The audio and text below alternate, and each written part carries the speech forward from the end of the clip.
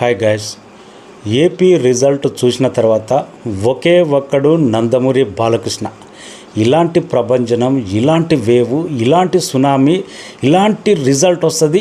AP ప్రజలు YCP మీద ఇంత కసిగా ఉన్నారా, ఇంత బ్రహ్మరథం పట్టి ఏకంగా ఓడించాలని ఇంత కసిగా ఓటేశారా అనిపించింది. రిజల్ట్ అయితే వైసీపీ 10 సీట్లకి పడిపోవడం ఏంటి, కూటమి ఏకంగా 160 సీట్లకు పైగా గెలవడం ఏంటి, ఎంత కసి, ఎంత వ్యతిరేకగా, ఎంత కోపం, ఎంత పట్టుదల ఉంటే అర్ధరాత్రి వరకు లైన్లో నిలబడి ఓటేసి గెలిపించారు.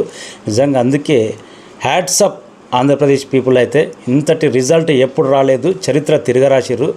అలాగే తెలుగు సినిమా ఇండస్ట్రీ నుంచి నందమూరి బాలకృష్ణ ఒకే ఒక్కడు ఫస్ట్ టైం, ఇద్దరు అల్లుళ్ళు గెలుపు, బాలకృష్ణ గెలుపు, బాలకృష్ణ వియంకుడు, బాలకృష్ణ బావ నారా చంద్రబాబు నాయుడు 4సారి ముఖ్యమంత్రి కాబోతున్నాడు.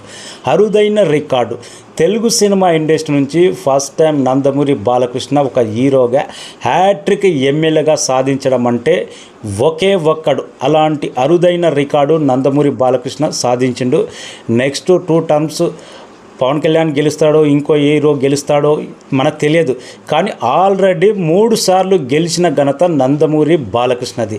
అలాగే మంగళగిరిలో బాలకృష్ణ పెద్దలుడు 40,000కు పైగా మెజార్టీ గెలవడం, నారా లోకేష్ అయితే బాలకృష్ణకు ఎనలేని సంతోషం కలిగించి ఉంటుంది. అలాగే బాలకృష్ణ చిన్నలుడు వైజాగ్ ఎంపీగా శ్రీభరత్ గెలిచిండు. బాలకృష్ణ ఇద్దరు అల్లుళ్ళతో ఇలాంటి విజయం, అందుకే ఇలాంటి అరుదైన సంతోషం, అరుదైన సెలబ్రేషన్ చాలా మందికే తగ్గుతుంది. ఇద్దరు కూతుర్ల హస్బెండ్, అలాగే బాలకృష్ణ, అలాగే తన అక్క హస్బెండ్, తన బావ, తన వియంకుడు నారా చంద్రబాబు నాయుడు గెలవడం అరుదైన రికార్డు. అందుకే ఒకే ఒక్కడు అలాంటి సెలబ్రేషన్ బాలకృష్ణకు దక్కింది. నిజంగా ఇలాంటి వేవ్ వస్తుందా, ఇంత ప్రభంజనమా, ఇంత సునామా, ఇంత విజయమా, అసలుకు ఎవ్వరు ఎక్స్పెక్ట్ చేయలే. జగన్మోహన్ రెడ్డి ఇందాక మీడియాను ఫేస్ చేస్తున్నప్పుడు ఆ మాటలు చూస్తుంటే ఏడుపు ఒక్కటే తక్కువ జగన్మోహన్ రెడ్డికి. ఎందుకు ఇంత అరాచకంగా ఓడిపోవాల్సి వచ్చిందంటే వాళ్ళ కర్మ వాళ్ళు ఫలించక తప్పదు. ఇంట్లో ఉన్న ఫ్యామిలీ లేడీస్ని తీసుకొచ్చి ఎంత దుర్మార్గంగా మాట్లాడారో వాటన్నిటికీ నారా లోకేష్ రెడ్ బుక్లో రాశాడంట. ఎలాంటి ఉంటావో చర్యలు, కానీ ఇంకా అవి దాని తర్వాత విషయం. కానీ ఇంతటి ఘోరమైన పరాజయం ఫస్ట్ టైం జగన్మోహన్ రెడ్డిని కళ్ళలో నుంచి నీళ్ళు వచ్చేటట్టు మాట్లాడిండు. అంత ఈనాతీనంగా తన మీడియాను ఫేస్ చేసిన ఇంతకుముందు అయితే.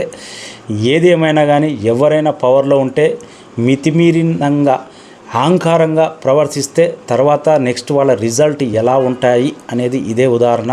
ఇప్పుడు గెలిచిన టీడీపీ అయినా కానీ ఎలా ఉండాలి, ప్రజలతోటి ఎలా ఉండాలి, కార్యకర్తలతోటి ఎలా ఉండాలి, ప్రతిపక్షాన్ని కూడా ఎలా గౌరవించాలి అన్నప్పుడే రెండోసారి ఏ పార్టీ అయినా సస్టైన్ అవుతుంది. లేకపోతే దారుణాది ఓటం మాత్రం పక్కా. అహంకారం, నేను ఏదనుకుంటే అదే చేస్తా, నేను ఏకంగా నందమూరి తారక రామారావు పేరునే మార్చడం, ఇలాంటి అహంకారిత పూరితాలు, మంత్రులు ఇష్టం వచ్చినట్టు మాట్లాడడం, ఇలాంటి విజయం దక్కింది.